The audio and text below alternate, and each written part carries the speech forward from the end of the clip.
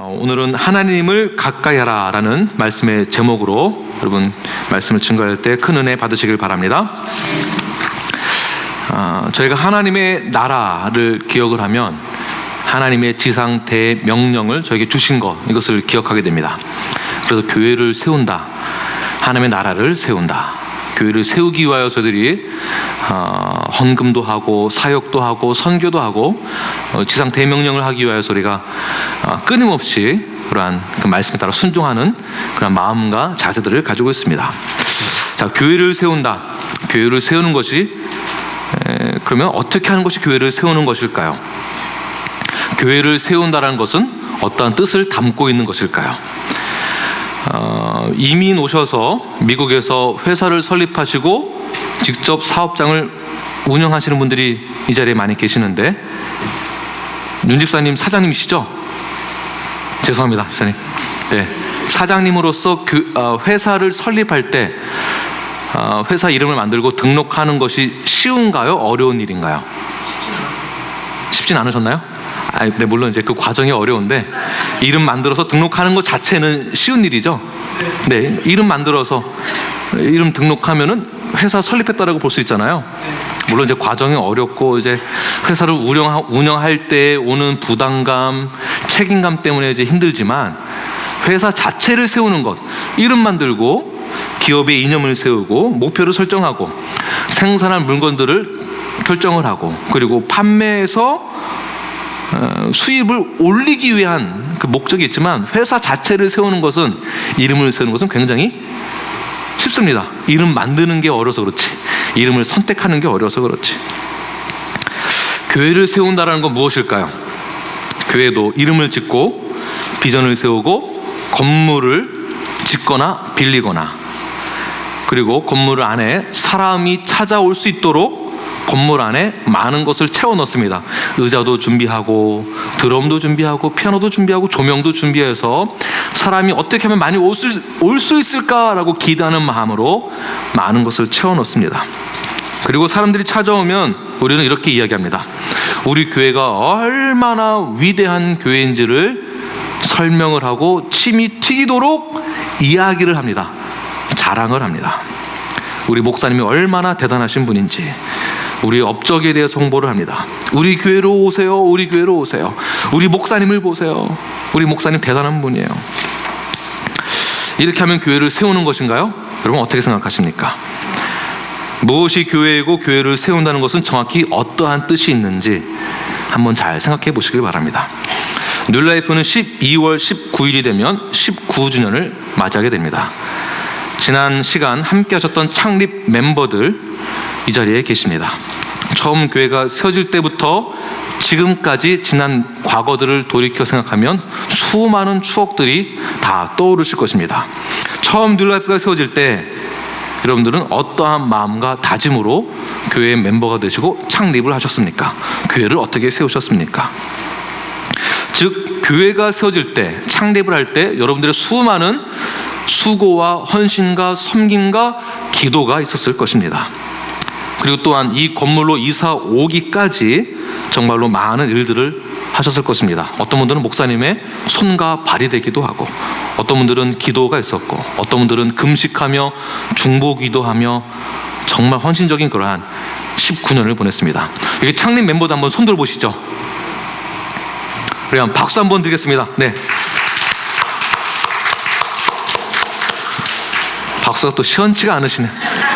창립 멤버가 아닌 분들이 또 소외감 느끼실까봐. 창립 멤버들에 의해서 저희 교회가 세워졌습니다. 내년이면 20주년입니다. 교회를 이렇게 세웠습니다. 이렇게 헌신적으로 눈물도 흘리고 땀도 흘리고 육신적으로도 영적으로도 모든 것을 쏟아부어서 이 교회를 세웠습니다.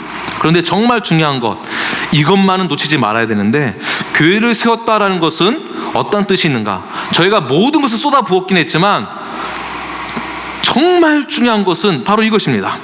처음 세대, 즉 처음 개척 멤버들이 하나님의 말씀의 진리를 깨닫고 여러분들의 그 신앙의 고백 위에 이 교회가 세워진 것입니다. 이렇게 교회가 세워진 것이요, 그 진리 위에, 신앙 고백 위에 믿음의 고백 위에 이 교회가 세워진 것입니다. 단지 교회 건물을 세우기 위해서, 이곳으로 이사 오기 위해서, 이 땅을 사기 위해서 누군가가 헌금을 많이 했느냐, 누가 일을 더 많이 했느냐, 너는 일 많이 안 했으니까 너는 제외시키고 일 많이 한 사람만, 이 사람만이 교회를 위해서 진짜 교회를 세운 사람이다, 이렇게 할 수 없다라는 것입니다.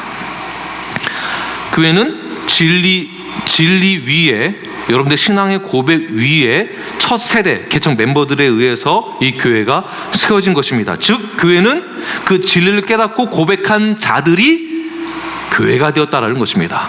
이 말은 여러분이 교회라는 것이에요. 이 진리 위에 세워진 교회가 이 자체를 확립해 나가기 위해서, 이 나의 고백에 의해서 교회가 세워졌다는 것을 증명하기 위해서 지금까지 여러분들이 헌신하신 것입니다. 그냥 헌신만 한 것이 아니라 이 진리 위에 교회가 세워진 것을 증명하기 위해서 헌신했다라는 것이에요. 그냥 이런 고백 없이 헌신만 한 것으로는 카운트가 되는 것이 아닙니다.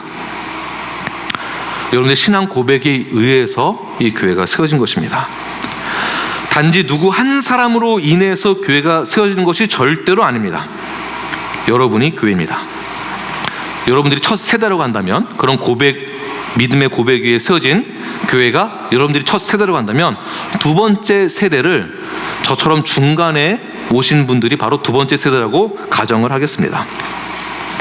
이 두 번째 세대는 창립 멤버로서 여러 창립 멤버들의 헌신과 어려움들을 같이 겪고 오지는 않았지만, 저처럼 중간에 오신 분들은 처음 세대가 겪었던 교회의 성장과 쇠퇴와 굴곡을 똑같이 경험하지는 않았지만, 두 번째 세대는 첫 번째 세대의 신앙 고백과 진리 위에 세워진 이 교회의 뜻을 이해를 하고 알고 동일한 고백을 함으로 똑같이 지키기 위해서 노력을 하는 그 세대가 바로 두 번째 세대입니다. 그 차이가 무엇이냐면 6.25를 경험한 사람과 경험하지 못한 사람.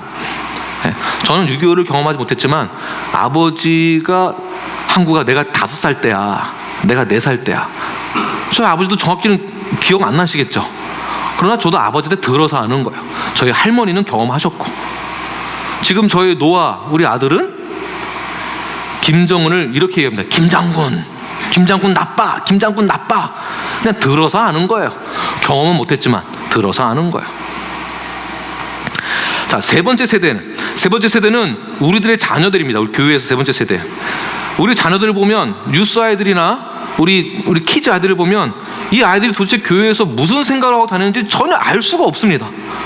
교회를 놀러 왔는지, 딱지를 치러 왔는지, 뭐 하러 왔는지를 전혀 알 수가 없어요. 이 말은 무슨 뜻인가? 교회에 대해서는 무관심이다라는 것입니다.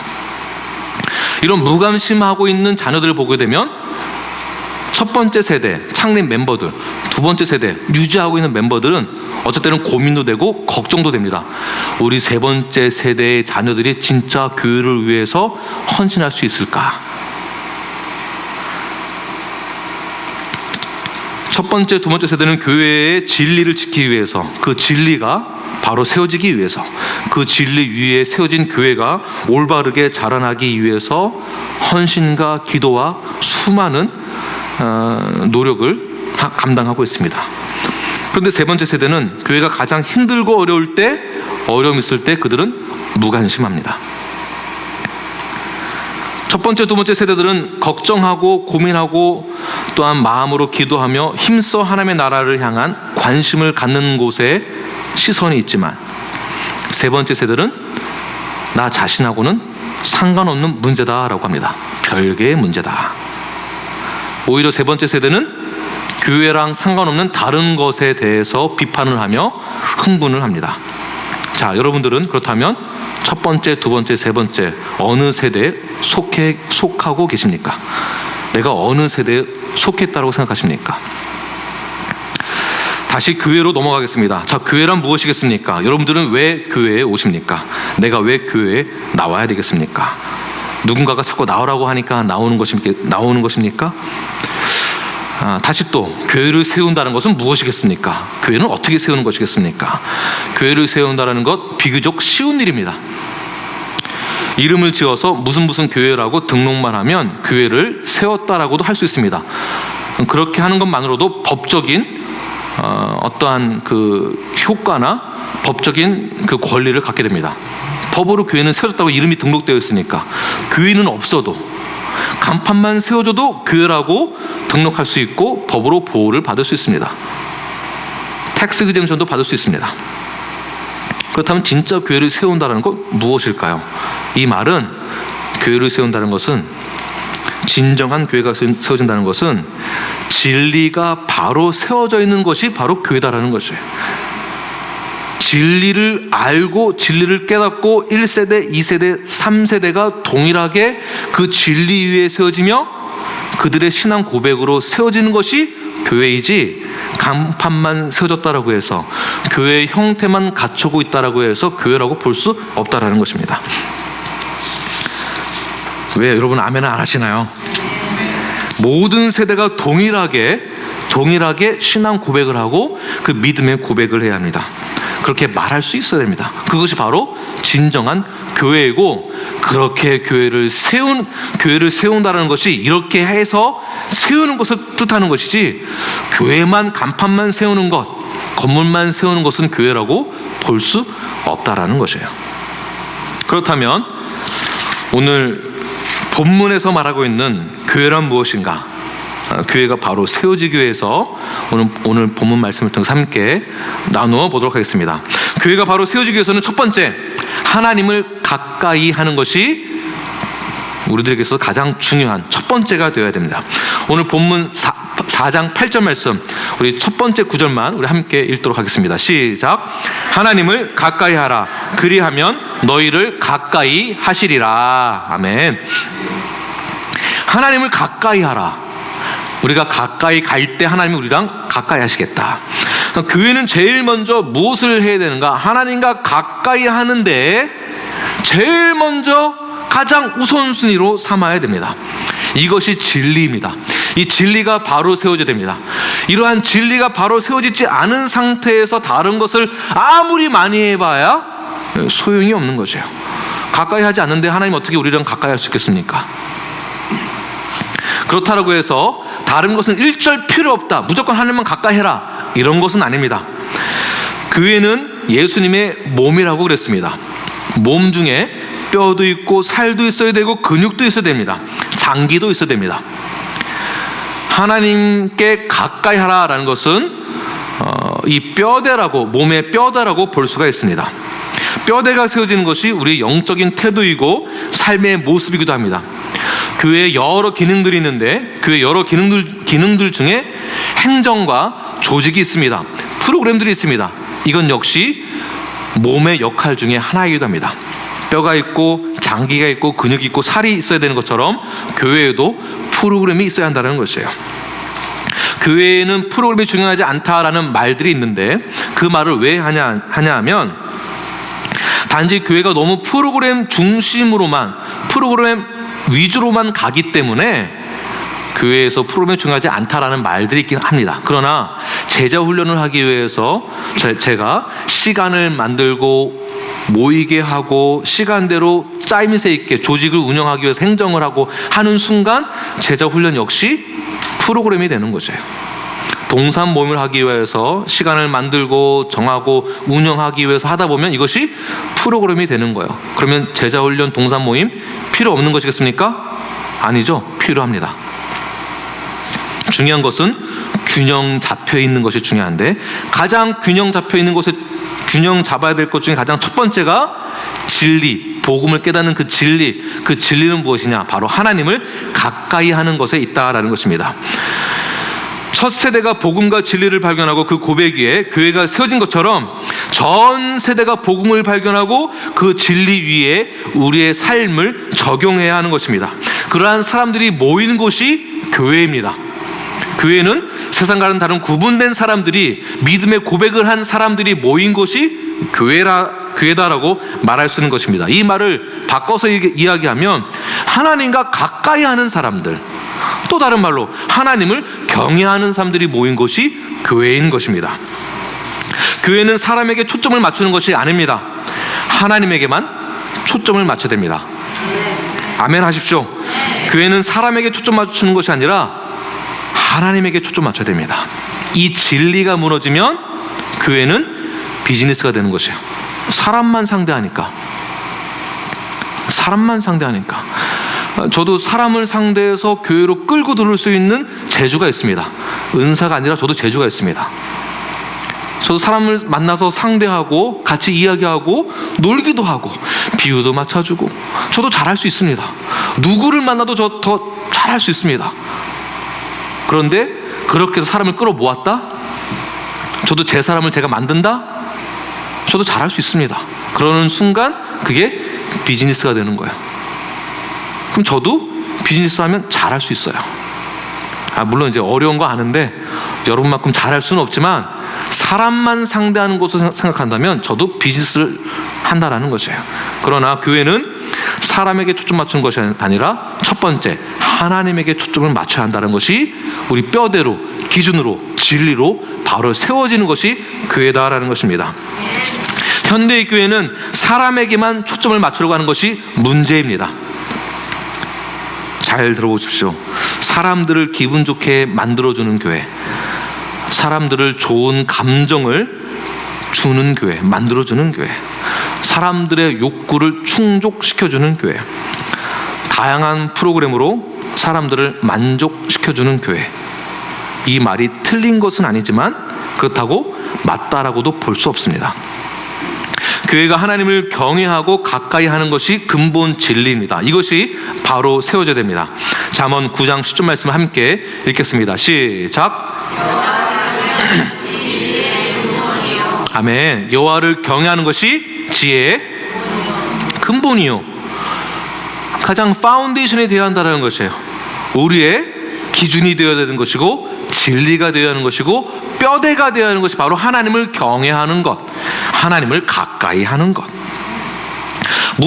어떤 것을 많이 해서 결과물을 얻으려고만 하는 것이 아니라 하나님을 경외하고 하나님을 가까이 할 때 하나님이 주시는 결과물이 있다는 것이에요.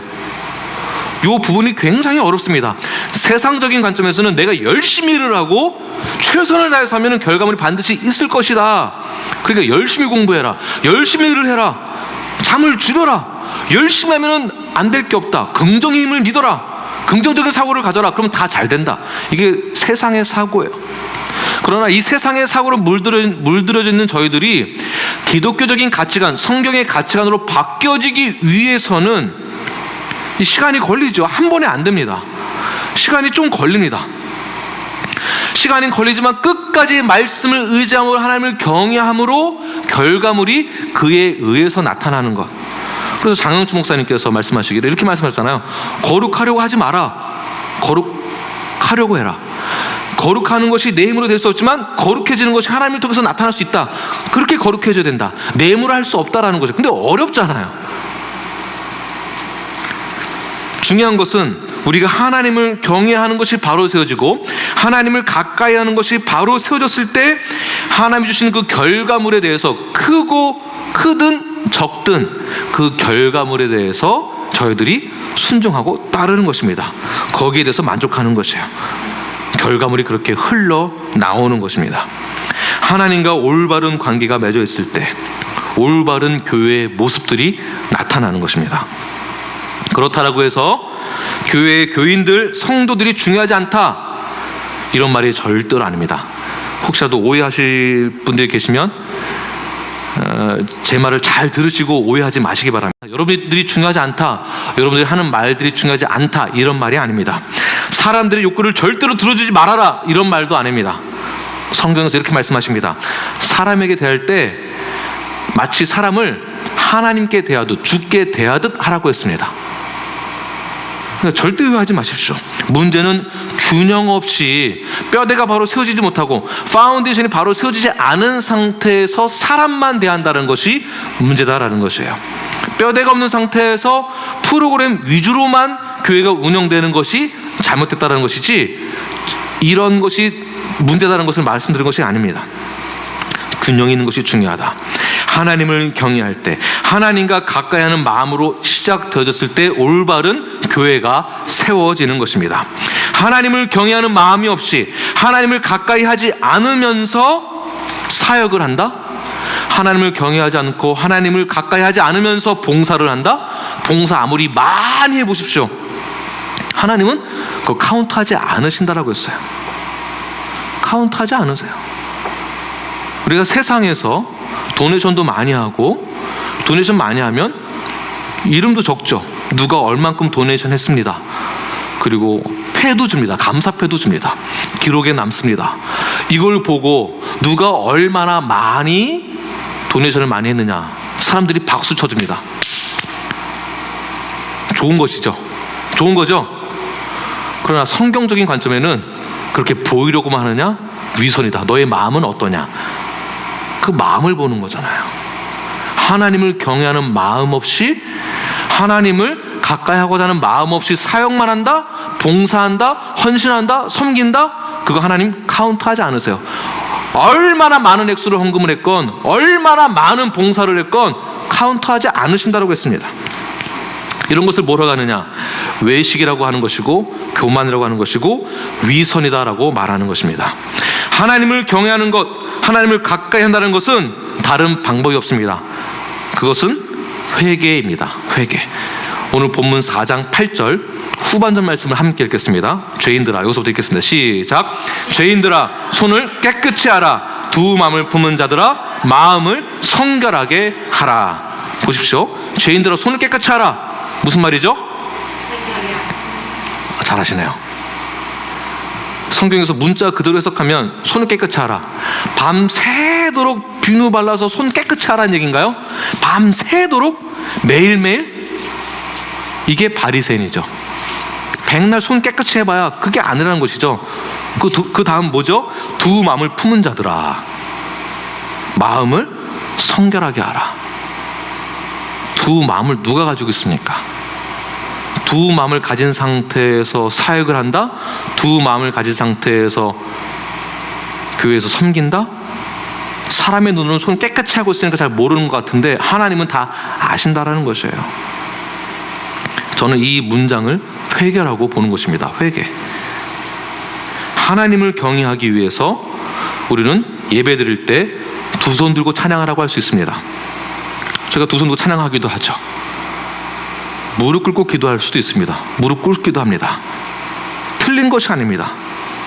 그런데 중요한 것, 마음 가운데 두 마음을 품고 아무리 손 들어봐야 사람들 보기에는 저 사람 참 신앙생활 잘한다, 저렇게 해야지라고 하지만 하나님을 속일 수는 없다라는 것이에요. 제자훈련을 하는 이유도, 성경 공부를 하는 이유도 어떻게 보면 하나님을 경외하는 방법을 가르쳐주기 위함 때문에, 배우기 위하여서 제자훈련을 하는 것입니다. 예를 들면 내가 왜 회개를 해야 하는지 제자훈련을 통해서 배우는 것이에요. 내가 무엇을 회개해야 하는지, 하나님은 왜 회개하는 자에게 가까이 갈 수 있는지, 하나님에 대해서 배우고 나의 생각과 나의 사고를 바꾸어가는 과정이 바로 제자훈련 가운데 있는 것입니다. 주일 예배만으로는 부족합니다. 예배를 드리는 것만으로 끝나기 때문에 그렇습니다. 단지 교회가 사람들을 도덕적으로, 윤리적으로 완성도가 높은 사람으로 만들고자 하는 것은 아니지만, 하나님과 가까이 하기 위해서 나는 어떻게 해야 하는가라는 것을 대해서 고민을 하고 기도하고, 그것을 교회에서 알려주고 제자훈련에서 알려주고 가르침으로, 그럴 때 우리 모두가 정결함이 어떠한 것인지 깨닫게 되고, 거룩한 교회가 능력이 있는 것이 무엇인지를 알게 되고, 진정한 교회가 세워진다는 것이 무엇인지를 알게 되는 것, 이때 도덕적으로나 윤리적으로나 우리는 완성도가 높아져가는 사람이 되어져가는 것입니다. 굉장히 중요합니다. 이것을 우리는 성화라고 합니다. 교회에서는 굉장히 잘하는데 밖에 나가서는 도덕적으로 윤리적으로 개판이다. 매일 스피딩해서 티켓 받고, 그런데 여러분 성결하십시오라고 말을 한다면 저부터 문제가 있는 거죠. 저부터. 사업할 때 다 사기치면서 사업하면서 교회에서는 성경만 본다고 하고 찬양하고 봉사 열심히 하는데 밖에서는 그렇게 하고, 그건 교회를 세우는 게 아니에요. 그렇게 해서 교회 세운다고 해봐야 백날 해봐야 아무 소용없습니다. 중요한 것은 우리가 겸손할 때, 회개할 때, 그때 하나님이 우리를 세워준다고 말씀하십니다. 오늘 본문 10절 말씀입니다. 함께 10절 우리 자막을 보고 스크린 보고 읽겠습니다. 시작. 주 앞에서 낮추라. 그리하면 주께서 너희를 높이시리라. 아멘. 아멘 하실 거면 제대로 하세요. 하는 둥 마는 둥 하시고. 다시 읽겠습니다. 시작. 주 앞에서 낮추라. 그리하면 주께서 너희를 높이시리라. 아멘. 주 앞에서 낮춘다, 회개하라는 뜻이에요. 회개하는 자를 하나님이 세우신다는 것이에요. 높여주신다. 우리가 낮아지고 겸손하고 두 마음 품지 않고 성결하고 거룩함으로 교회를 세우는 것, 건물 세우는 거 얘기하는 거 아니에요. 우리가 세워지는 걸 얘기하는 거예요. 건물 세우는 거 쉽다라는 걸 지금 말씀드리는 것이에요. 제 얘기는요, 돈 있으면 건물 짓는 거 문제가 안 된다라는 것이에요. 건물도 필요 없어요. 교회 세우는 거요, 이름 정해서 등록하면 교회 세운다니까요. 얼마나 쉬워요. 철치 플랜팅 하는 거 굉장히 쉬워요. 뉴라이프라고 여기다가 뉴욕에 가서 뉴라이프 등록하고 시카고 가서 뉴라이프 이름 등록하면 되는 거예요. 얼마나 쉬워요. 낮아지는 것 하나 없이, 회개하지 아니하고 하나님 앞에 온전하게 세우고자 하는 것 없이 그렇게 백날 해봐야 소용이 없다는 것을 말씀드리고 싶은 거예요. 하나님이 높이시는 것이지 내가 내 스스로를 높일 수 없습니다. 죄인을 어떻게 스스로 높입니까? 죄가 많은데 하나님이 세워준다는 것입니다. 우리가 낮아지면 하나님이 우리를 높이신다고 말씀하셨습니다. 즉 우리의 삶이 예배가 되고 교회가 되고 선교가 되려면 하나님과 가까이 하며 하나님을 경외해야 합니다. 우리의 죄인된 모습에서 겸손함으로 낮아져서 회개하는 자의 모습을 통해서 우리가 예배를 드린다면 우리는 진정한 교회가 되는 것입니다. 진정한 뉴라이프가 되는 것입니다. 그때 하나님이 우리를 세워주시는 거예요. 그때 부흥이 있는 것이고, 그때 회개가, 그때 영적인 부흥이 있는 것이지, 맨날 막 부흥합시다 말만 하지, 말만 해봐 아무 소용 없다는 것입니다. 그렇다면 두 번째, 진정한 교회란 무엇인가? 두 번째는 성경의 권위를 인정하는 것입니다. 성경의 권위를 믿는 자들. 성경은 우리에게 있어서 절대적인 진리이고 성경은 우리에게 절대 권위를 가지고 있습니다. 믿으십니까? 네. 여기는 아멘 하시는데 저쪽은 아멘 안 하시는 것 같아요. 이거 굉장히 중요한 부분이에요. 성경의 권위를 믿지 않으면서 교회를 다닌다? 성도라고 할 수 없는 것이에요. 성경은 우리에게 있어서 절대적인 진리입니다. 이거 확실하게 하십시오. 성경이 우리에게 있어서 절대적인 진리입니다. 아멘. 성경은 우리에게 있어서 절대적인 권위를 가지고 있습니다. 할렐루야. 아멘. 이 뜻은 무엇이냐면 성경의 무호성을 믿는 것이에요. 성경은 1.1획도 틀린 것이 하나도 없다. 우리가 따를 수 있을 만큼의 위대한 것이 바로 성경이다. 진리이다. 이 진리를 우리가 붙들고 살아간다. 이것을 신앙 고백을 한 사람들이 모인 곳이 교회예요. 여러분들이에요.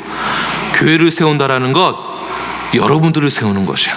여러분들이 자라나야 하는 것이에요. 이것이 교회의 골격이고 뼈대가 되어져야 합니다. 첫 번째, 하나님을 경외하는 것, 하나님을 가까이 하는 것. 두 번째, 성경의 절대적인 권위를 인정하는 것. 이것이 교회의 뼈대가 되어져야 합니다. 우리들 중에서 누구 하나 성경의 말씀에 대해서, 이 권위에 대해서 부정하는 사람은 단 한 명도 없을 것입니다. 이 권위를 부정하는 사람들 계십니까? 손 들어보세요. 한 분도 없으시잖아요. 밖에 나가서 사람들한테 개인적으로 만나서 성경에 대해서 물어보면은요, 물론 100%는 아닐지 모르지만 거의 대부분 부정은 안 해요. 부정하고 싶어도 개인적으로 만나서 진지하게 대화하면은요, 부정 못 해요. 혹시라도 하나님한테 벌 받을까봐 서더라도 부정 못 해요. 그런데 우리가 여기서 손 드신 분 한 분도 안 계시지만 성경을 읽을 때 이해가 되는 부분에 대해서는 믿음이 가는데, 성경을 읽으면서 이해가 안 되는 부분은 믿음이 안 간다. 이 부분이 잘못됐다라는 거죠. 또는 우리의 이성적인 성향과 합리적인 사고로 인해서 성경을 다르게 해석을 하는 것, 나도 모르는 사이에 성경 말고 다른 것을 덧붙여서 합리적으로 재해석하는 것, 이것이 문제가 될 수가 있습니다. 극단적으로 요즘 이슈가 되고 있는 것에 대해서 제가 한번 예화를 들도록 하겠습니다. 퀴어라는 말 자체가, 퀴어라는 이 단어의 뜻 자체가 낯설다라는 뜻이 있습니다. 낯설다. 그래서 정상적인 생각에서 다른 어떠한 실체를 보았을 때, 잘못된 것을 보았을 때는 너무 낯선 거예요.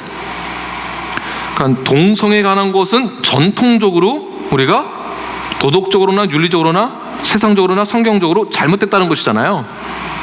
그거 다 인정하시죠? 그런데 그들은 그 낯설은 것이 나에게 합리화시키기 위해서 퀴어 신학이라는 것을 만들었습니다. 퀴어 신학. 실제로 있습니다. 동성애자들은 스스로 합리화시키면서 자신들의 그 죄가 죄인이 아니라는 것을 타당성 있게 재해석하고 증명하기 위하여서 성경적으로 신학적으로 우리가 문제가 없다는 것을 이렇게 설명을 하는데, 그 설명하는 것 중에 하나가 제가 아주 듣기 힘든 이야기인데요, 인정할 수 없는 것인데, 예수님도 동성애자였다라고 그렇게 말을 합니다. 이거는 퀴어 신학을 하는 사람들이 이야기하는 것이에요.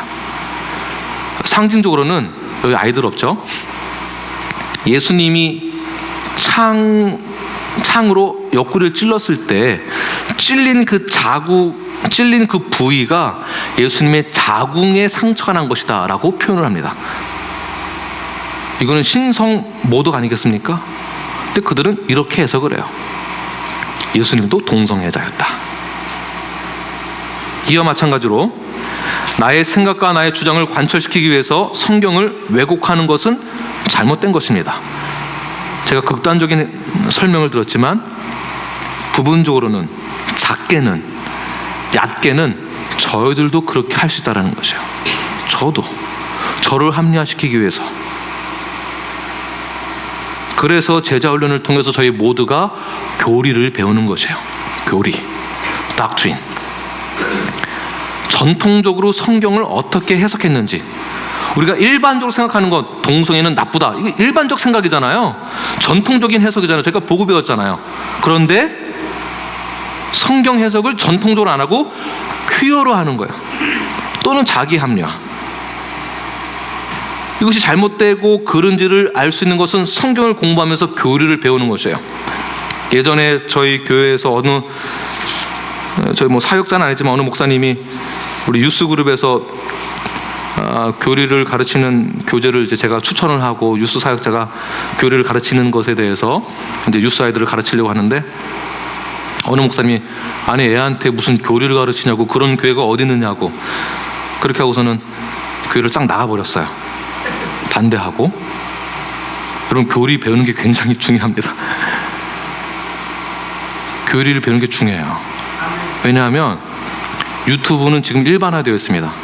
지금 제가 말한 것, 제가 방금 퀴어 신학 얘기한 게 다 유튜브에서 본 거예요. 유튜브에서 신학자들이 나와서 이렇게 얘기를 해요. 교회에서 교리를 배우지 못하고 성경을 알지 못한 상태에서 아이들이 처음으로 그 신학자를 보고 그 이야기를 듣는다면 그게 아이들이 갖는 교리가 되는 거야. 뭐가 문제냐, 동성애가. 이렇게 말하면 우리가 아무리 설득하려고 해도 소용이 없어요. 지금 대학생들 보세요. 여기 대학생 있네요. 어떻게 구원이 교회만 있느냐고, 불교도 있지 않느냐고. 이게 우리 아이들의 생각이에요. 근데 그 아이들이, 우리 교회 아이들도 그렇게 생각을 해요. 우리 교회 아이들이 생각하는 거예요. 어떻게 교회에만 구원이 있느냐고. 그래서 교리 배우는 게 굉장히 중요합니다. 제자훈련을 통해서 교리를 저희들 배우고 있습니다. 하나님을 경외하는 것, 성경의 권위를 인정하는 것, 건전한 교리를 배우고 따르는 것, 이것이 우리 제자훈련에서 다 배우는 것이에요. 우리 교회가 지녀야 될 가장 중요한 것, 교회의 뼈대입니다. 골격이 되어야 됩니다. 이것을 저희들이 배워야 됩니다. 알아야 됩니다. 이 기준으로 교회가 세워져야 됩니다. 제가 설교를 할 때에도 교회를 이루게 하는 골격과 뼈대가 되는 말씀을 저는 그렇게 전하고 있고 가르치고 있습니다. 하나님에 대해서 말씀을 전합니다. 생명과 죽음에 대해서 설교를 합니다. 지옥에 대해서도 말씀을 전하고 있습니다.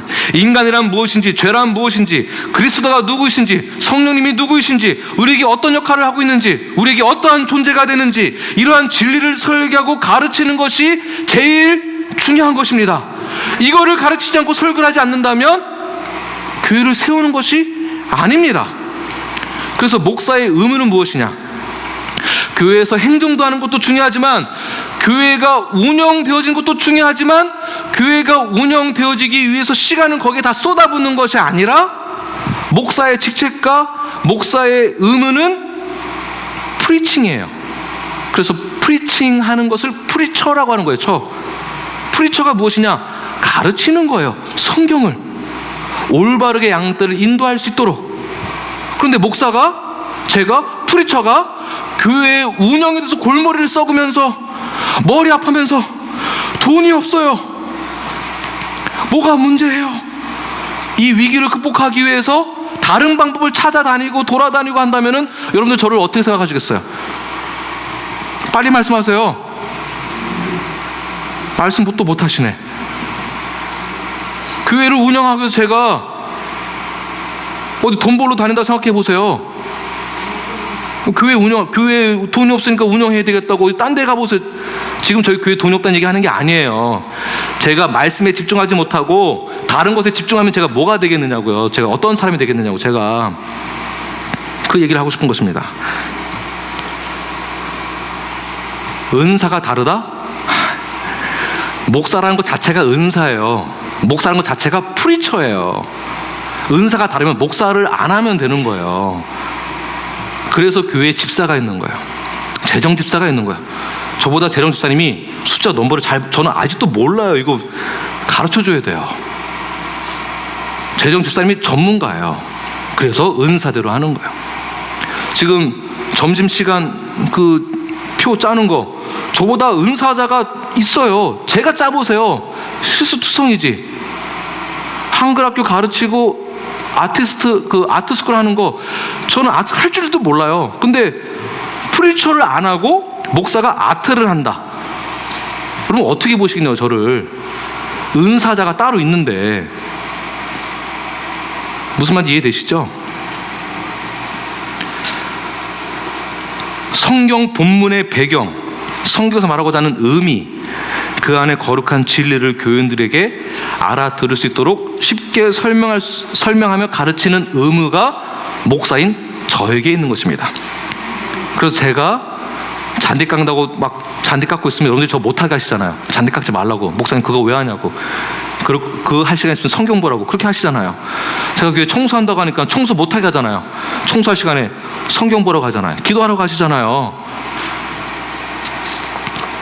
제가 더 프리처로서, 목사로서 선한 목자가 되어 양들을 이끌고 갈 수 있도록 하는 것이 교회를 세우는 것이에요. 그게 교회예요. 그래서 하나님의 말씀과 성령의 역사를 경험할 수 있도록, 삶 속에서 말씀이 자리가 잡히고 구축이 되어질 수 있도록 그렇게 격려하고 독려하고 치리하는 것이 목사의 의무입니다. 성도들이 성경을 알아가고 하나님을 알아가기 위해서 발버둥 치는 것, 이것이 진정한 교회인지 가짜인지를 알 수 있는 척도가 됩니다. 성도들이 자발적으로 하나님을 알아가고자 성경을 보고 묵상을 하고, 자발적으로 능동적으로 하나님을 의지하고자 힘을 쓰며, 자발적이고 능동적으로 선교에 앞장서고 전도하며 교회를 사랑하고 이웃을 사랑하고 하나님을 사랑하며, 자발적이고 능동적으로 성경의 권위에 순종하고 주님의 말씀을 쫓고자 하는 것이며, 자발적이고 능동적으로 그리스도인으로서의 양심과 순결함, 그 신앙을 갖기 위해서 노력하는 것이 교회다라는 것입니다. 그것이 성도예요. 그것이 교회로 세워지는 것이에요. 그 역할을 감당하는 것이 저의 역할이에요. 제가 그렇게 하는 거예요. 고린도후서 7장 1절 말씀 함께 읽겠습니다. 시작. 그런즉 사랑하는 자들아, 약속을 가진 우리는 하나님을 두려워하는 가운데에서 거룩함을 온전히 이루어 육과 영의 온갖 더러운 것에서 자신을 깨끗하게 하자. 아멘. 보십시오. 두렵고 떨리는 마음으로. 제가 보기에는 두렵고 떨리는 마음으로 하시는 분들이 별로 없으신 것 같아요. 사역하라니까 하고, 봉사하라니까 하고, 제자훈련 하라니까 이렇게 하고, 저도 두렵고 떨리는 마음 없이 하는 것 같아요. 하라니까 하고, 목사니까 해야 되는 것 같으니까 하고, 책임은 져야 하니까 하고, 저부터도 정말 두렵고 떨리는 마음으로 거룩함을 온전히 이루어 나가는데 집중하지 아니한다면 교회는 세워진 것이 아닙니다. 교회라고 볼 수가 없습니다. 교회란 자신을 깨끗하게 하기 위해서 세상으로부터 나를 보호하기 위하여서 발버둥 치는 거예요. 그래서 오늘 고린도서 10장 1절에서도 하나님을 두려워하는 가운데서 거룩함을 온전히 이루라. 거룩함을 온전히 이루라. 육과 영의 온갖 더러운 것에서 자신을 깨끗하게 하라. 제가 어쩔 때 힘이 드는 것이 무엇이냐면, 성도들이 교회 안 오고 뭐 문제가 있고 이런 것 때문에 제가 힘들어하는 거 아니에요. 그 문제가 아니에요. 목사님 힘드시죠? 저 때문에 힘드시죠? 이런 말씀 하시는 분들 계시는데 저 그런 거 아니에요. 제가 힘든 부분이 따로 있어요. 제가 힘든 부분은 내가 너무 부족해서 나에게 맡겨진 양들을 내가 오늘 이 말씀대로 잘 끌고 나가지 못하는가? 내가 자격이 없는가? 이러한 생각이 들어가서 제가 힘든 거예요. 내가 깨끗하지 못한가? 이런 것 때문에 힘든 거예요. 내가 두렵고 떨리는 마음이 없는 상태에서 목사라는 것만으로 내가 이렇게 하고 있는 건가? 이런 게 제가 힘든 거예요. 여러분들이 그런 걸로 힘든 게 아니라는 것이에요. 교회가 온전하게 서지 않으면, 깨끗하지 않으면, 거룩하고자 하는 것이 없으면 교회는 조롱거리가 됩니다. 세상에서는 교회를 조롱합니다. 뭐라고 조롱하는지 아십니까? 교회는 돈밖에 모른다. 교회는 정치밖에 모른다. 교회는 싸움만 잘한다. 교회는 사람의 교회가 아닙니다. 예수 그리스도의 몸 자체입니다. 이것이 교회입니다. 이 말은 우리가 예수님의 몸이다라는 것이에요. 저희 교회가 다시 한번 정결하게 되고 진정한 교회가 되어서 뉴라이프, 이 이름에 걸맞는 교회가 되길 바랍니다. 교회가 성령의 능력으로 다시 한번 거룩하게 되기를, 회복되기를 원합니다. 교회란 우리가 교회입니다. 우리 모두가 하나님과 더욱더 가까이 하고 경외하며 회개의 운동이 일어나고 말씀의 권위, 성경의 권위가 바로 서질 때 우리 뉴라이프는 이 세상을 변혁시킬 수가 있을 것입니다. 이것이 위대한 사명이에요. 그냥 가서 교회만 세우는 거 말고, 헌금만 하는 거 말고, 교회를 세운다는 것은 이 전체를 포함하고 있는 것이 교회를 세우는 것이고, 이 자체가 우리의 사명이 되어야 됩니다. 그러기 위해서는 우리가 먼저 교회가 되어야 됩니다. 우리가 먼저 교회가 되어야 돼요. 이렇게 교회가 될 때 우리는 거룩한 교회요, 조롱받지 않는 교회가 될 것입니다. 그렇게 다짐하시는 우리 뉴라이프가 되길 간절히 축원합니다. 기도하겠습니다.